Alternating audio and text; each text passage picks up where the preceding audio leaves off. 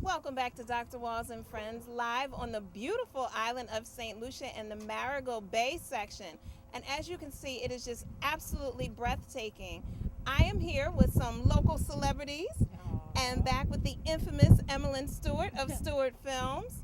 And so to my right, we have Naomi Gradison, songstress extraordinaire, also known as Ngozi. And we have an actress and so many other accomplished pieces in the world of theater. And this is Natalie Laporte. And then, as I mentioned before, we have Emmeline Stewart of Stewart Films and co-founder of the Piton Film Festival and owner of the October Film Festival. So we've been talking a little off camera about the challenges that occur in the arts. And it got into such a rich discussion. We said, you know, this is probably something that everyone experiences. So Natalie, what are some challenges that you've experienced in the arts? Thank you, Dr. Waz, and thank you to everyone who's here and for helping to organize the Piton Film Festival here for St. Lucia. With regards to the challenges that we face as artists and sometimes as entrepreneurs in the artistic field in St. Lucia, it's first and foremost, you know, it may sound a little bit juvenile to say, but it is truthful that it is just feeling like you are deserving of what you really want. It sounds juvenile because most people in the wider world overcome this at a very young age. And it's something that my peers and I are almost baffled to have to continually talk about, even as adults, that we see people in our fields, in everyday life, we come across people that just don't even realize what they really want and are afraid to even pursue what they want and don't feel like they deserve to get what they want. So, you know, I can't even go as far as to talk about financial issues or, you know, infrastructure, because at the beginning of it, it's that spark that is inside of you, that God has lit inside of you for a reason that makes you want to go and do something. And then most people get up and they go and do it, you know, and then they encounter whatever issues and then they overcome these issues to have the end result. But here we just find that people are they lack the self-esteem, they lack the drive, they lack the motivation to push past these very, very basic obstacles to get to the next level. And even those like some of us here on the boat who have been blessed enough to push past some of these very basic obstacles, there's very little support. You find that there's a very core group of people that are doing a lot of the work, a lot of the groundwork. They're doing it tirelessly, and at the end of the day, when all of the hard work is done, then the other people come on and they take credit for all of the work that has been done. You know, there's a word that you use, and I want Ngozi to speak to that. Use the word entrepreneur. And so when we're talking about challenges in the arts, and you being an artist, a musician, and now, you know, she used a couple other words, push, that made me think about you and one of your new projects. Can you speak to that a little bit about the challenges as well as the push for the entrepreneurial piece? Thank you very much, Dr. Walls. I do the singing and I also do the songwriting. I also do some poetry. And what I found, I would like to reiterate what Natalie said. The first thing with me in my own journey is believing that, you know, that I am ready and able to put my stuff out there and get something valuable in return, because, you know, there was a lot of self-doubt in the beginning. And with some positive reinforcement from close persons, you know, around me, I was able to push myself forward, and I had that passion in me to express myself. So that's definitely the first step.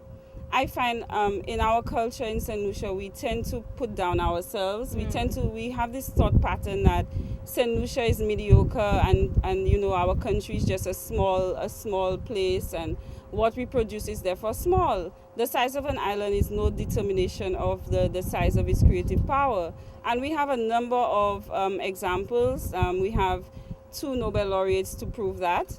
and we have a couple of artists who've made it outside on the international scene. Yes. So although there are several challenges, I think the main challenge is the block to seeing all of the positives that already exist in the world now and within ourselves. Yes. You know, and that is the major challenge, the block in our minds, the block in our self-determination, and of course, by extension, the environment we live in tends to put more value in what we would call, what I would say, I guess, being a lawyer, being a doctor, clerical work.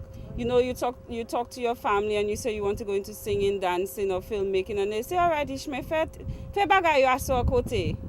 You know, do it on a side.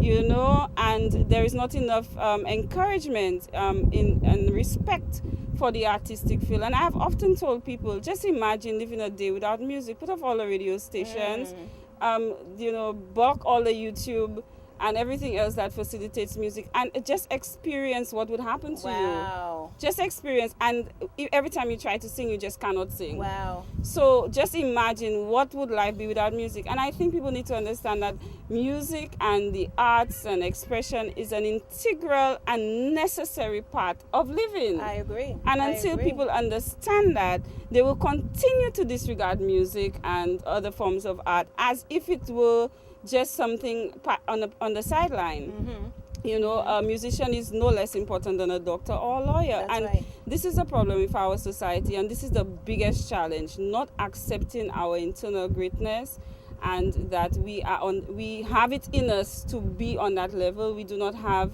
enough of the training needed to nurture the talents that we have to make it substantial, because everything starts from the inside, but you have to know how to nurture it so that it can come out in a substantial way. I think that's such a good point. You about to make me shake a tambourine. I didn't even bring my tambourine. That's right. We're going to shake that tambourine. You know, it's interesting as you said it, and we have different viewpoints here because Emlyn is a producer. And so in our last segment, I got a chance to practice my pirate with the rain coming down and my part there into the screen. But, you know, Emlyn, as we talk about filmmaking, and right now in Marigot Bay, which is where Dr. Dolittle was done in 1966, we also had a chance to see where Pirates of the Caribbean Part 2 was done. That's why I did my pirate face. Mm-hmm. And so film industry challenges that occur there. We've heard the monetary piece to it, but what are some other challenges that you found with actors, actresses, and even as a producer? Thank you, Dr. Walls. I hear some of the challenges. I've talked to some of the actors and filmmakers on the island, and it's always sort of the same thing. It boils down to not having the support. Not only just the support of your family and friends who take what you do seriously, but the support of the people with the resources. And, you know, there was something written about it's a shame that the resources have to come from outside the island. But that's okay, because we see that there is fruit here, and we're willing to invest in making sure that the actors do have the support that they need. If they're not finding that support on the island, we will provide it from where we are. And that's a much wider audience and a much bigger reach. But some of it, I find that the actors are shy. They're almost embarrassed. Yes. And that's unacceptable. Yes. I think that acting is not something that the actors should be ashamed of. It is a gift. It is no different than a doctor, than a lawyer, because those professions, because at the end of the day, it is all about the money in the real world, right? And so if something doesn't generate money, and that's why teaching the business aspect of entertainment is so important, because it's going to empower the filmmakers and the actors. So not only are we going to look to educate them, but we're going to teach them how to be entrepreneurs, how to manage themselves, and how to get that exposure that they need. I have no doubt that they can do it. I think that to have somebody who comes from the outside and validates them and says, I'm looking at you, and I get to see people who are the best at what they do, and you have talent. I think that validates the actors, but that's only a piece of it. Then we need the community that they live in day to day. because that's where the power is. It's in the people who say, when you do a theater show as an actor, I'm going to come. I'm not really into theater, but I love that you're so brave, because acting and filmmaking takes a lot of courage. The risks are really high. That's why investing in film is so risky. And a lot of people don't like to put their money behind film because it is a risky investment. The art is subjective to taste. You may look at something and think it's very, very funny. I may look at it and think that's not that funny. And that's why we have so many channels, right? Because not everybody wants to watch the same thing. And with that said, that means that there is a wide audience. That means that there is a wide range. So there is room for documentaries. There are room for web series and short films. Some people don't have the attention span to watch an hour and a half of a film, but a 20-minute film that has a beginning, a middle, and an end, and it has an arc and a hook, people are like, oh, wow, that was great. So there is a platform. There is an audience. Finding that audience, a lot of times when you're an independent filmmaker or actor, it requires you to build that audience. So one of the things we have to teach the actors is how to sell themselves. How do you market your gifts? And those are the things that we're going to be working on. And those are some of the workshops we're going to be covering. Wonderful. Emily, before you pass the mic back, give the people contact information for yourself, websites, and so forth.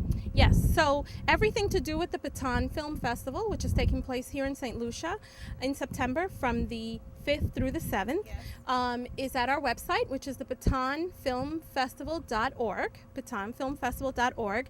The October Film Festival, which is the New York Film Festival that will be featuring the winners from the Piton Film Festival, can be reached at octoberfilmfest.com.